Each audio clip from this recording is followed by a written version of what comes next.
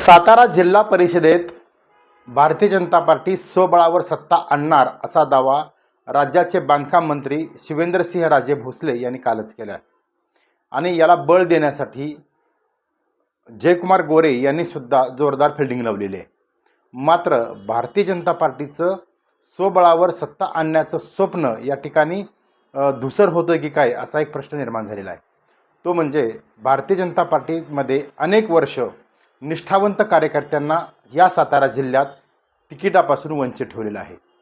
Winning capacity असूनही या कार्यकर्त्यांना अंतर्गत राजकारणामुळं भारतीय जनता पार्टीमध्ये असलेल्या गटातटाच्या राजकारणामुळं अनेक कार्यकर्त्यांना या उमेदवारीपासून वंचित राहिलेलं आहे। यामुळं आणि विशेषतः कराड उत्तर विधानसभा मतदारसंघात मात्र अशी परिस्थिती निर्माण झालेली आहे की भारतीय जनता पार्टीचे प्रदेश सरचिटणीस रामकृष्ण वेताळ यांची उमेदवारी भारतीय जनता पार्टीनं नाकारलेली आहे। यामुळं कराड उत्तरमध्ये मोठा उद्रेक पाहायला मिळतोय कालपासून। काल उमेदवारी अर्ज दाखल करण्याच्या शेवटच्या दिवशी एबी फॉर्मच्या वेळी रामकृष्ण वेताळ यांचं हे उमेदवारी डावलली आणि यानंतर मोठ्या प्रमाणात कार्यकर्ते हे भारतीय जनता पार्टीचेच कार्यकर्ते हे मोठ्या प्रमाणात त्यांनी रोष व्यक्त केला आणि कराड उत्तरमध्ये खूप मोठ्या घडामोडीला सुरुवात झाली। अगदी काल रात्रभर सुद्धा काल मध्यरात्रीपर्यंत मोठ्या बैठका सुरू होत्या कराड उत्तर विधानसभा मतदारसंघात, विशेषतः कराड तालुक्यात। ते मी तुम्हाला सर्व अपडेट देणार आहे। नमस्कार, मी विकास भोसले, आपण पाहताय यशवंत नगरी न्यूज। कराड उत्तर विधानसभा मतदारसंघ या मतदारसंघात पहिल्यापासून काँग्रेसचं प्राबल्य होतं। मात्र सध्या नुकत्याच झालेल्या या विधानसभेच्या निवडणुकीमध्ये कमळ फुललं आणि यानंतर आमदार मनोजदादा घोरपडे हे मोठ्या मताधिक्यानं या मतदारसंघातून निवडून आले। मनोजदादांचा विजय हा सर्वसामान्य कार्यकर्ते, सर्व निष्ठावंत भाजप, याचबरोबर सर्व पक्षांनी केलेली मदत यामुळं मोठ्या मताधिक्यानं निवडून आले आणि माजी मंत्री बाळासाहेब पाटील यांचा पराभव झाला। मात्र यानंतर एक वर्षाच्या या कालावधीमध्ये त्या निवडणुकीच्या नंतर मोठं रामायणाला सुरुवात झाली। लगेच झालेली सह्याद्री सहकारी साखर कारखान्याची निवडणूक आणि त्यानंतर आता होत असलेली जिल्हा परिषद पंचायत समितीची निवडणूक, यामध्ये आमदार मनोजदादा घोरपडे, धैर्यशील कदम आणि रामकृष्ण वेताळ या तिघांच्यातील वाद काय मिटायला तयार नव्हता। विशेषतः सह्याद्री सहकारी साखर कारखाना निवडणुकीमध्ये धैर्यशील कदम, रामकृष्ण वेताळ यांनी एकत्र येऊन एक पॅनल उभं केलं आणि दुसऱ्या बाजूला आमदार मनोजदादा घोरपडे यांच्या नेतृत्वाखालील एक पॅनल उभं केलं सह्याद्री कारखान्यात माजी मंत्री बाळासाहेब पाटील यांच्या विरोधात।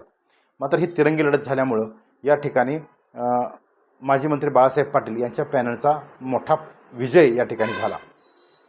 त्यानंतर सुद्धा या तिन्ही नेत्यांनी काही बोध घेतलेला दिसत नाही आणि यानंतर आता नुकत्याच झालेल्या जिल्हा परिषद निवडणुकीमध्ये एकमेकाच्या जिरवण्याच्या नादात आता भाजप दुबंगते की काय अशी एक प्रश्नचिन्ह निर्माण झाला आहे। तो म्हणजेच रामकृष्ण वेताळ यांच्यासह अनेक कार्यकर्त्यांना, निष्ठावंत कार्यकर्त्यांना या ठिकाणी भारतीय जनता पार्टीनं तिकीट नाकारल्यामुळं काही जण आता अपक्ष उभे राहण्याच्या मानसिकतेत आहेत, तर काही जण पक्ष बदलून दुसरीकडे सुद्धा गेलेले आहेत ऑलरेडी। म्हणजे शिवसेनेतून सुद्धा काही जणांनी उमेदवारी मिळवलेली आहे। मात्र कराड उत्तर विधानसभा मतदारसंघात येणारे हे जे 5 जिल्हा परिषद गट आहेत, या 5 जिल्हा परिषद गटावर आता तिरंगी ही प्रत्येक ठिकाणी लढत होती काय असे एक प्रश्नचिन्ह निर्माण झालेलं आहे। विशेषतः भारतीय जनता पार्टीचं जे उमेदवार आहेत त्यांच्यासमोर अपक्षांनीच खरं तर प्रत्येक मतदारसंघात आव्हान उभं केलेलं आहे आणि ते अपक्ष आहेत भाजपाचेच उमेदवार मागणारे किंवा भाजपचेच निष्ठावंत कार्यकर्ते। विशेषतः भारतीय जनता पार्टीमध्ये ज्या व्यक्तीनं आपलं अख्खं आयुष्य म्हणजेच त्यांच्या चुलत्यांनी सुद्धा जिल्हाध्यक्षपद भूषवलं आणि स्वतः रामकृष्ण वेताळ हे सुद्धा गेली 25 वर्ष अविरतपणे काम करत आहेत, अशा नेत्याला की ज्या नेत्यानं या सातारा जिल्ह्यामध्ये प्रत्येक कार्यकर्त्याला ताकद देण्याचं काम केलं, अशाच नेत्याची उमेदवारी या ठिकाणी डावलल्यामुळं मोठा उद्रेक पाहायला मिळतो आहे। आता या उद्रेकाचं रूपांतर हे त्यांचा झालेला जो उमेदवार नाकारल्यामुळे झालेली नाराजी हे भारतीय जनता पार्टीचे पक्षश्रेष्ठी दूर करतात की वेगळाच विचार होतोय त्यांचा, हे पाहणं सुद्धा महत्त्वाचं आहे। मात्र सूत्रांच्या माहितीनुसार रामकृष्ण वेताळ हे कसल्याही परिस्थितीत निवडणूक लढवणार आहेत अशी माहिती सध्या समोर येते।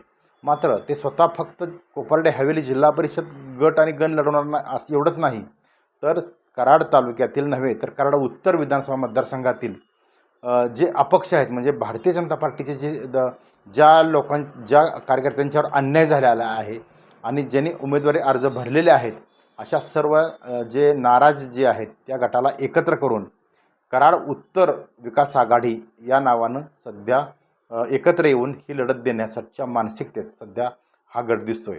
रात्री झालेल्या उशिरा बैठकीमध्ये सर्व बऱ्याचशा नेत्यांमध्ये खळबळ झाली आणि फोनवरून सुद्धा चर्चा झाली समजते.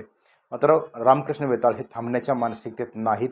याचबरोबर कोपर्डे हवेली, सैदापूर या आणि मसूर, उमरज, पाल याचबरोबर वाठार किरोली आणि पुसेसावळी या गटामध्ये विशेषतः कराड उत्तर विकास आघाडीच्या माध्यमातून हे सर्व नेते जर एकत्र आले तर मात्र भारतीय जनता पार्टीसाठी मोठं आव्हान या ठिकाणी ठरू शकतं.